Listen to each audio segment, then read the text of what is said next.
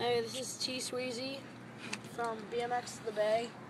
I'm just the camera guy, but I still have a alright looking bike.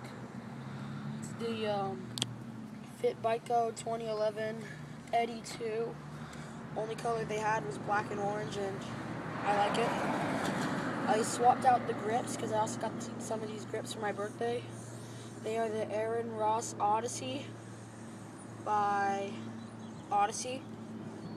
And good grips. You can get this up front, camera guy. See, it's like a keyboard. Yeah, my bike's kind of scratched up.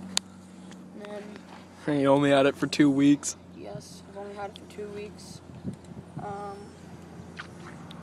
So yeah, it weighs 25.3 pounds, and put some stickers on it. Put a Shadow Conspiracy, a Sobe,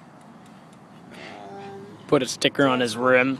a Dance Comp sticker, and Always get your parts from Dance Comp. and a Protex sticker on my rim. So yeah, subscribe. Oh yeah, subscribe. And BMX the Bay.